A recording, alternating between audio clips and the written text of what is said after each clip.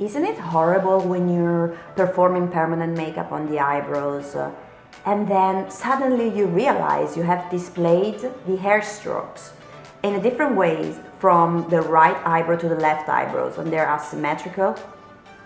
If that has happened to you as well, well, keep watching because I'm going to tell you the solution for this problem. It has happened to everyone. It has happened to me for sure. You know, you're there, all focused on your work. You're really putting a lot of effort in doing all the hair strokes as fine, as precise as you can. And you know, you're satisfied because you're seeing every hair stroke is coming out crispy, it's coming out super nice. You love the result. You have displayed the hair strokes in the right pattern. It looks absolutely gorgeous and natural. So you fully finish the right eyebrows. You look at it and you're like, man, congratulations, Francesca, you rocked it. You made a good job on this one. It's like a perfect masterpiece. And you pass to the left eyebrows. And again, you dive into it. You put a lot of effort and stroke after stroke, you arrive to the perfect masterpiece again. Completely satisfied, you look at the left eyebrow, you're like, wow, this time I really managed to obtain perfection. This is coming out so nicely. I'm gonna take such a cool picture, you know, the before and after picture, and my client is gonna be super satisfied. I'm gonna post it everywhere, putting in the cover of my website. Then the client stands up, you look at it, left eyebrow is fantastic, right eyebrow, fantastic. Together, they're asymmetric, you know, amazing in their own way. But the right one has a certain pattern and a certain hair disposition. And the left one, gorgeous as well, but completely different from the right one. And you're like, damn it. It could have been so perfect, but you notice an asymmetry. You notice a difference between left and right eyebrow.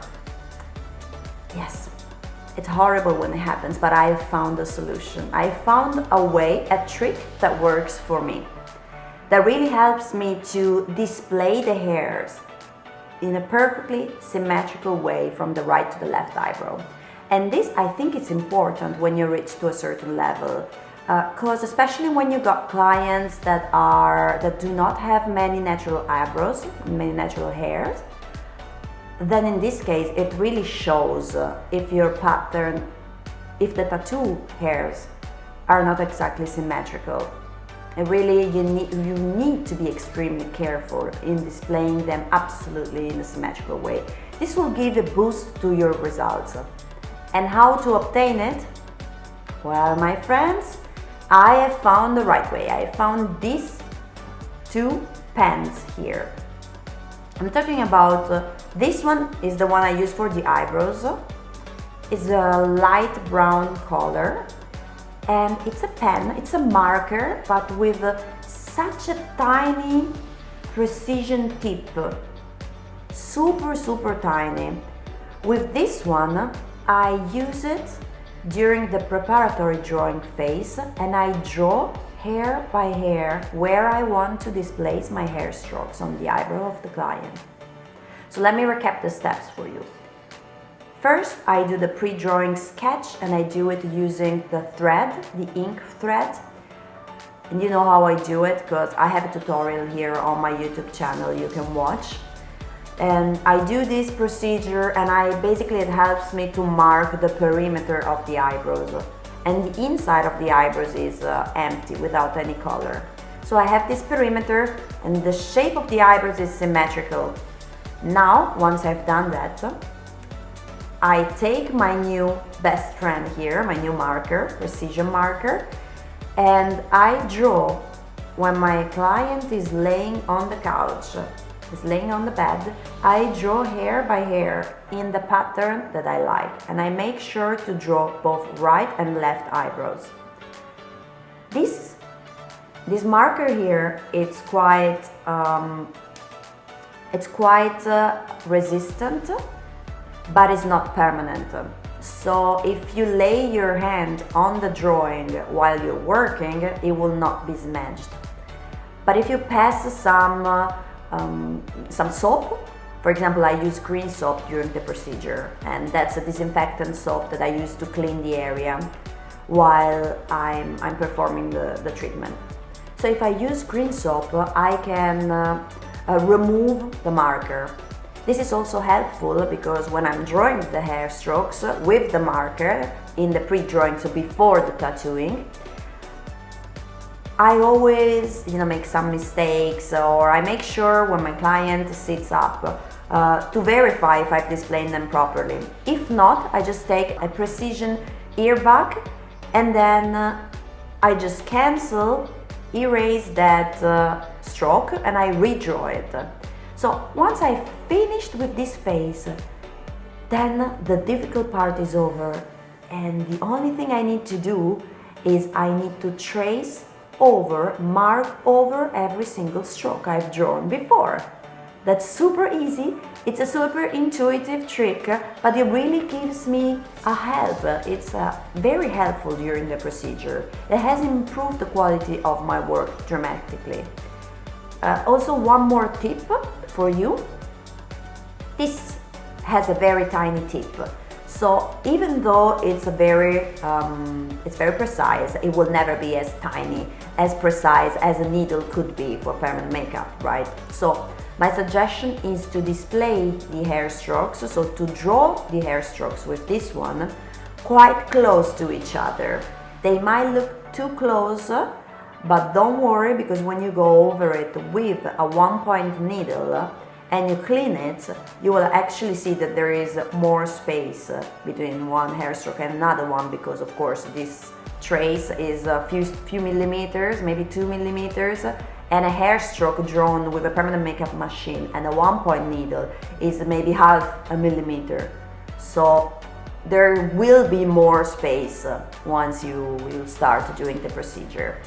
In the meanwhile, as you're watching this video tutorial, you see how I have done it on the model. It's very easy, very intuitive. Also, this marker exists in another color, in black, which is this one. And this one I use mainly for the eyeliner. So still for the pre-drawing, but of the eyes. And I find it very, very useful because this pencil, actually this marker, dries out quite quickly. And before, I used to do the drawing with the real pigment, so I used to dip a pen into real pigment and draw it. This was okay, but I noticed with some clients when they have a little bit of a lid hanging, so that then when they would open the eye, the drawing would touch the lid and it would be smudged.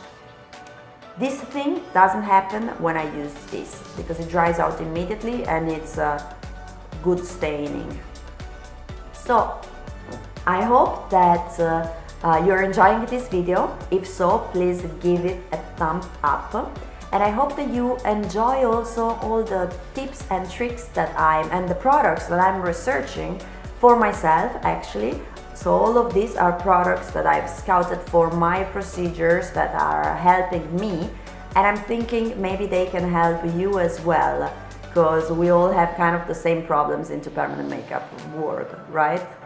So hope you're benefiting out of my suggestion and out of the products that I have found. Of course, you can purchase these 2 products and I will give you the link for purchasing them. You will find the link in the description box down below. If you have any question for my future videos, remember that this channel is for you. This channel has been designed to help all the other dermopigmentation artists around the world. So if you have any question, any topic that you'd like me to treat, I am open for it. Just let me know in the comments down below and I will try my best to satisfy your requests. And if you haven't done it yet, I suggest you to sign up to my channel and press the bell also, so you will receive a notification every time I post a new video. Thank you for being with me today. It's been a pleasure and I see you in the next videos. Ciao!